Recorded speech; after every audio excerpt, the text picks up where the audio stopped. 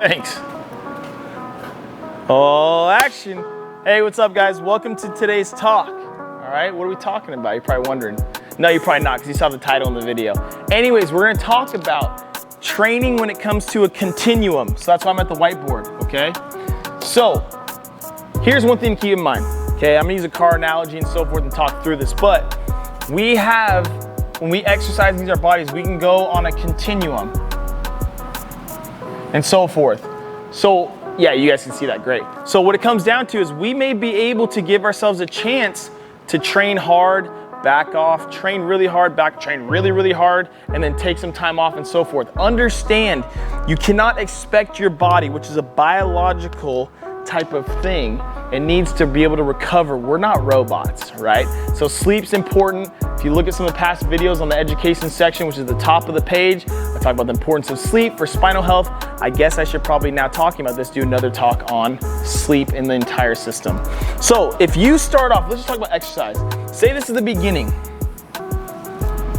Here's you at, let's just say, I don't know, 12 years old, right? You're here, starting at 12 years old, you're gonna start exercising. And all of a sudden, you just like, okay, I'm gonna ease into it, but over time, you gradually add it and make it more and more intense over time.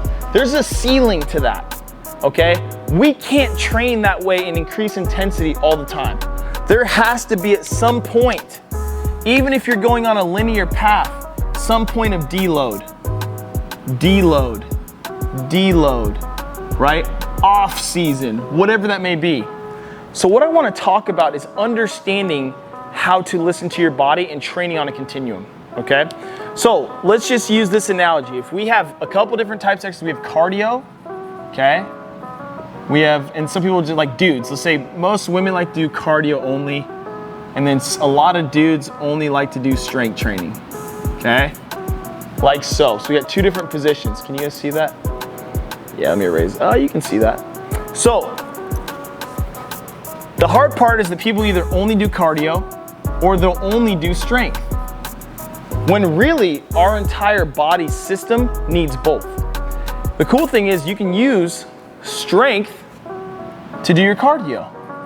You can go lighter weights, okay? We can go lighter weights, more reps, keep your heart rate up at a targeted heart rate by tracking your heart rate with a heart rate monitor and so forth.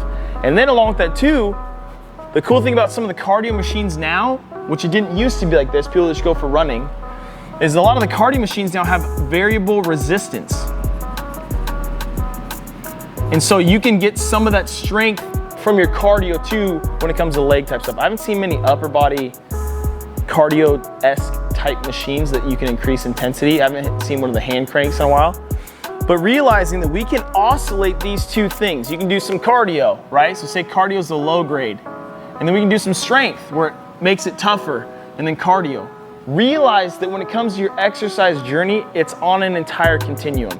So I wanted to use this example of cardio and strength and how they mirror and work together, right? Like for example, if your cardio is not very good and you want to get stronger, what does cardio help with? We all know it helps with heart health. It helps with circulation, helps with lymph flow, along with strength training, lymph flow, I don't want to cut that out. But if you cannot transport oxygen throughout your system very well, your body, you're not going to be able to withstand lifting heavier weights for a longer period of time. You're not going to be able to potentially get through an entire hour training session, which is kind of like a typical thing, right?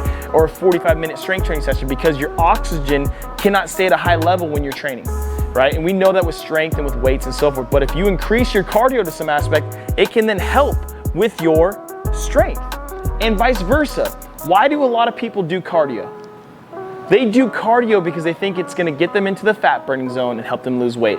Maybe I should talk about that and calorie split ups and intensity. Maybe I'll do that, sorry. Tangent thought, rabbit trail. Anywho, understanding that when you want to lose weight, you can't just do cardio. You have to do strength. Think of it this way, okay? If I had wood outside, I'd say in the kiln, right? We're in the kiln, it's fiery in here, right? No, anyways, but say we had two fire pits in here, right? Dad jokes are real live right now. Say we had two fire pits, and one had just normal wood, and one had wood with gasoline. Which one's gonna stoke the fire and burn the fastest? We know that's gonna be the one with gasoline that's put on the wood, because of the fact that it's gonna be more efficient at using that because it has something else added on to it. So what do I mean by that? Let's just say, for example, when you're doing cardio, and you have more muscle in your system or on your body, that's almost like gasoline on the fire.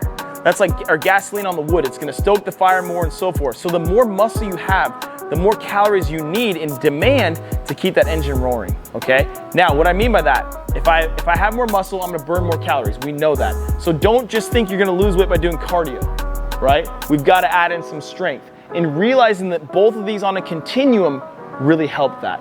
So keep that in mind, right? So we're gonna talk about also next week about intensity of training, and I'll break that down a little bit so you guys can see that of like mobility work versus strength power versus I wanna move well and so forth. So hopefully that makes sense. Understand that training on a continuum is important. Like getting back after COVID in our previous video, easing back into it. You might wanna do some more low-level cardio or really light strength to ease yourself back in, or a combination of both before you try to get back on trajectory. Because if you look at this graph that I just drew, or makeshift, realize that we have been in a recovery period with intensity for a long period of time, almost 12 weeks. Even though we've still been exercising, we haven't been using actual external load or weights. Give yourself a chance to ease back into it and realize that we're on a journey. This is a marathon when it comes to your health, athletic career, whatever it is. And look at exercise as the tool to help with your longevity of doing the things that you want to do. So hopefully that makes sense. If you have more questions about that, I could dig deeper into that in another video. So let me know. I'll get you guys comments.